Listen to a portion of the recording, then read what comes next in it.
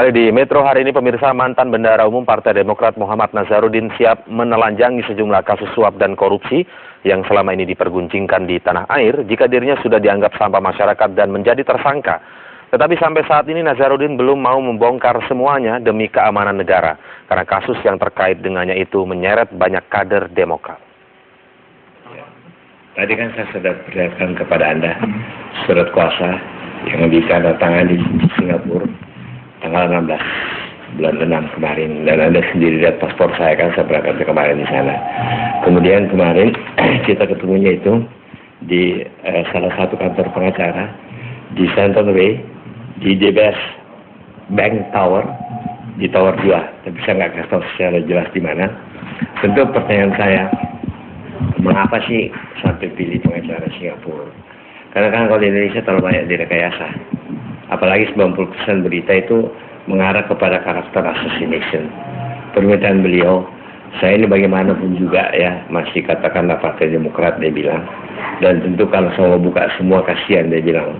Banyak yang kena. Jadi begini aja, sepanjang mengenai katakanlah rekayasa mengenai seolah-olah saya sudah dipidana dalam perkara-perkara yang diperiksa oleh di KPK, saya mohon dengan sangat berhentikanlah berita-berita itu.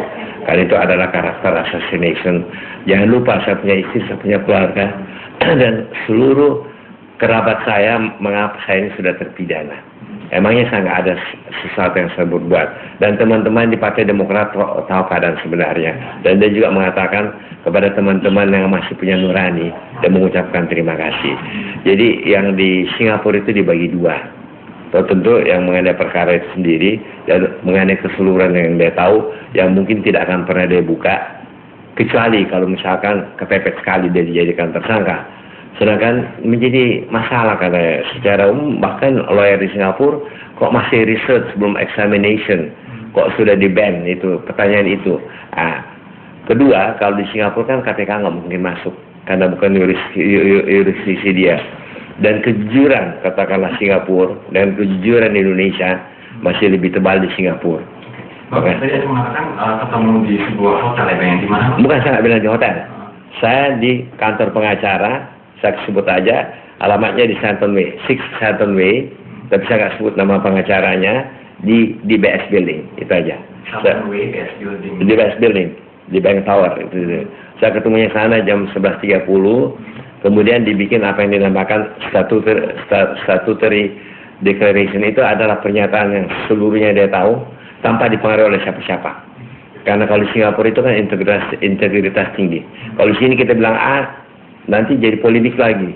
Ini polemik lagi. Jadi penuh dengan nuansa politik. Apalagi sekarang isunya di Indonesia kan masih ada kejujuran di Indonesia, itu aja. Nah, Pak, berarti sejak kapan ini resminya? Kalau tadi tanda tangan 16 ya, tapi ada perbincangan dulu. Perbincangannya mulai 11.30 siang. Sampai kapannya itu tentu kan itu pekerjaan profesional. Dan di sana itu ya tidak mungkin akan bocor. Dan kalaupun KPK di sana barangkali mau coba-coba masuk, pasti imigrasi sudah tahu. Karena bukan jurisdiksi dia. Karena pengacara di sana amat sangat dilindungi. Jadi saya juga nggak mau main politik dalam hal ini. Saya cuma mau katakan, saya juga katakan kepada Nazarudin, katakanlah apa semua. Memang kalau saya dengar mengerikan, tapi tentu tidak akan kita buka semuanya. Kalau itu Nazarudin, kalau demi negara Kesatuan Republik Indonesia, itu tentu kita tidak akan buka. Berarti sejak 16 ya, kecuali dia bilang kecuali kalau memang saya ini sudah dianggap kayak sampah masyarakat atau apa, kan dia bilang, Bang, kenapa sih karakter saya udah dibunuh di Indonesia? Toh, sedangkan kan teman-teman kan Ya, pemirsa, setelah beberapa pekan memilih dia mantan Bendahara Umum Partai Demokrat M. Nazarudin yang mangkir dari panggilan KPK akhirnya bersuara dari Singapura. Nazarudin kembali membocorkan sejumlah nama anggota Partai Demokrat yang terlibat dalam kasus suap pembangunan Wisma Atlet yang melibatkan Sekretaris Menpora Wafid Muharam. Selain itu, Nazar juga membuka tabir bahwa uang suap itu juga dibagikan ke pimpinan Badan Anggaran. Kita akan membahasnya dengan sejumlah narasumber yang telah hadir di studio maupun bergabung dari luar studio. Ada mantan Ketua Badan Anggaran, Hari Azhar Aziz, yang kini menjabat sebagai Wakil Ketua Komisi 11 DPR. Selamat sore. Selamat sore. Pak Hari. Kemudian pengamat politik Mas Burhanuddin Muhtadi. Selamat sore Mas Burhan. Sore Mas. Dan bergabung dari Yogyakarta ada Bung Zainal Arifin Mukhtar, Direktur Pukat UGM. Selamat sore Mas Zainal. Selamat sore, Mas.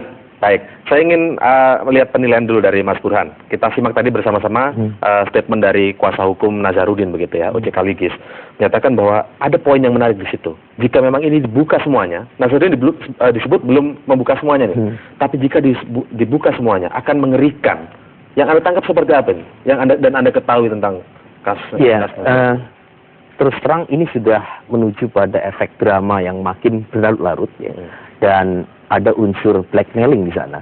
Ya. Sepanjang Pak Nazarudin tidak membuka secara terang benderang, baik kepada KPK sebagai institusi yang menyidik ya kasusnya maupun kepada publik, maka isu ini akan terus bergulir seperti bola liar. Nah, kalau kita lihat dari keterangan Pak Nazar melalui PPM ya yang dikirimkan kepada media, itu kan sudah disebutkan 3 nama ya. 2 nama dari Demokrat, 1 nama dari PDIP. Dan kemungkinan seperti yang disebutkan oleh pengacara Pak Nazar, itu bolanya bukan hanya menyasar Demokrat, tetapi bisa saja menyasar partai-partai lain.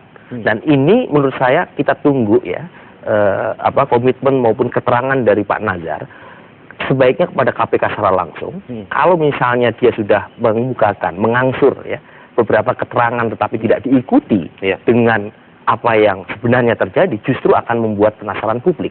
Dan ini yang menurut saya akan terus-menerus membuat kasus yang awalnya dia minta dikapling dalam urusan hukum, tapi justru dibuka untuk urusan non-hukum gitu. Nah, kalau misalnya itu terus-menerus terjadi, yang tersandra adalah Partai Demokrat dan Pak SBY. Apakah ini bisa sampai kemana-mana dan akan menggait tokoh penting begitu, kalau disebutkan mengerikan tadi? Nah, itu dia, kita masih menunggu apakah ini yang disebut mengerikan itu ya, saya selalu suka menggunakan kata-kata, ini apakah mercon ataukah bom gitu ya. Sepanjang yang kita lihat, sejak dia merasa kecewa dengan keputusan Dewan Kehormatan untuk diberhentikan sebagai bendahara umum, itu kan Nazarudin selalu melempar isu. Mulai menyasar Andi Malarangeng, Cul Malarangeng, kemudian Amir Samsudin, kemudian juga menyasar Mahfud MD dan MK ya. Tetapi buktinya ya yang kita tunggu itu belum juga dikemukakan. Tapi yang terakhir itu BBM itu memang menurut banyak pihak persis seperti yang ditulis oleh karakternya Nazar ya. Jadi banyak kata-kata yang salah spellingnya itu ya. Nah, sekarang kita tunggu apakah dia ingin melokalisir isu itu dan kemudian dia menjadi korban sendirian, ataukah membuka kasus terang-terangnya dan nyanyiannya tidak lagi sumbang tapi merdu dengan diikuti dengan amunisi, bukti dan validitas data-data yang memadai gitu ya.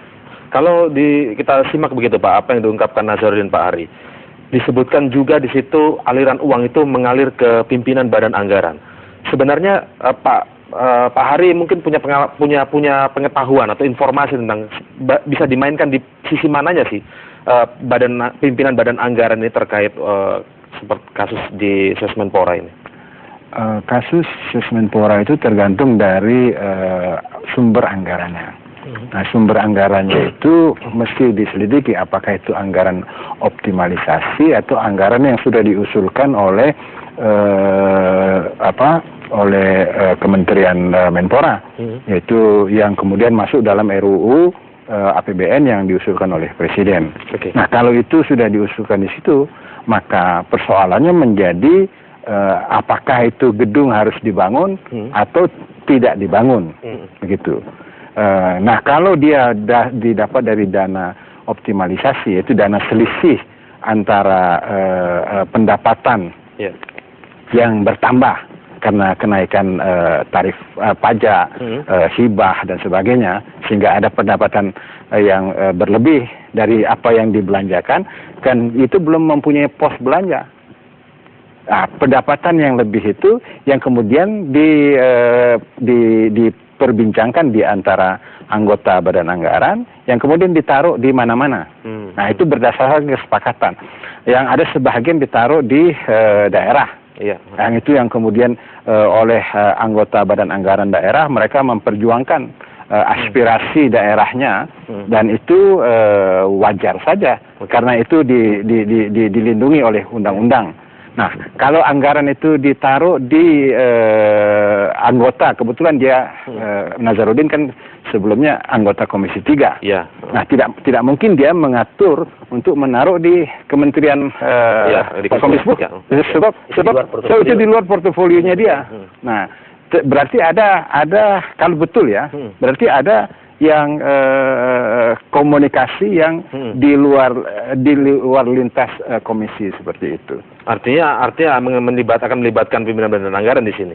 Tidak, pimpinan badan anggaran itu hanya kemudian menetapkan karena keputusan untuk dia ditempatkan menjadi dibelanjakan tadi contoh Wisma Atlet itu ada full 100% di keputusan di Komisi 10. Baik, saya ke Mas Zainal sekarang. Mas Zainal, menyikapi informasi dari Nazarudin ini yang berasal dari Singapura informasinya, apa langkah tepat yang harus dilakukan KPK? Apakah kemudian tetap saja menunggu Nazarudin ataukah sudah mulai mengambil inisiatif begitu, Mas Zainal, untuk kemudian memfollow up informasi yang disampaikan oleh Nazarudin?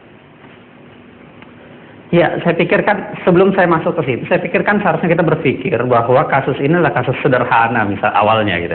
Ya. Dia adalah sebuah kasus korupsi, lalu kemudian menyeret ke wilayah lain gitu. Dan inilah menurut saya tipologi kasus-kasus hukum di negeri ini yang seringkali kita hanya melihat kulitnya, tapi kemudian tidak melihat substansinya. Apalagi kulitnya begitu sangat banyak warna sehingga orang kemudian meributkan kulitnya, tetapi substansinya tidak. Saya pikir yang kita harus ingat kembali bahwa ini jelas satu kasus korupsi yang kemudian memang menyeret beberapa partai politik, menyeret orang-orang tertentu, menyeret kemana-mana. Nah, yang saya herankan kemudian, yang harusnya kita tutup sekarang, dan KPK pun harus menutup itu adalah, jangan meributkan kulitnya, jangan meributkan siapa yang diributkan. Jangan meributkan orang-orang apa yang terlibat di situ, tetapi fokuslah ke kasus korupsinya. Jadi jangan melihat kulitnya, tetapi ingat substansinya. Makanya yang saya katakan adalah KPK sudahlah bahwa dia adalah seorang bendahara Partai Demokrat, bisa membawa seorang petinggi Demokrat lainnya atau orang PDI lainnya atau berbagai proses lainnya.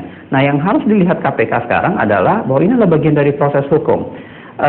Afidape yang sudah dikirimkan, yang sudah dibawakan oleh OCK Ligis, saya pikir itu bisa perdebatan lah secara pidana gitu. Saya tidak akan mengomentari secara pidana, walaupun saya paham bahwa itu sulit untuk dijadikan sebuah landasan untuk diperiksa karena KPK membutuhkan pemeriksaan langsung. KPK akan melakukan tanya jawab gitu. Tidak mungkin bisa dijawab dengan selembar surat atau 2 lembar surat dalam bentuk afidape. Nah, yang ingin saya bayangkan sesungguhnya adalah sederhana. KPK harus kembali ke ingat, dan kita semua barangkali harus ingat bahwa ini adalah kasus korupsi yang melibatkan Nazarudin, dan itu sangat banyak dugaan di situ. Ada Sesmenpora, ada Kemenekpora, ada Kemendiknas, lalu kemudian ada berbagai kasus lainnya, adiknya juga terlibat. Yang itulah yang harus diingat oleh KPK, karenanya keterangan seorang Nazarudin itu bukan dalam kapasitas ingin mengobok-obok. Jangan kemudian dibaca ingin mengobok-obok Demokrat. Tetapi KPK harus membacanya sebagai bagian dari membuka kasus korupsi ini secara terang benderang. Baik. Ya, Mas Zainal, kita tahan di situ dulu. Kita akan lanjutkan setelah jeda komersial. Benarkah tuduhan dari Nazarudin ini? Kita akan lanjutkan perbincangan ini setelah jeda komersial berikut ini. Tetaplah di Metro Hari ini.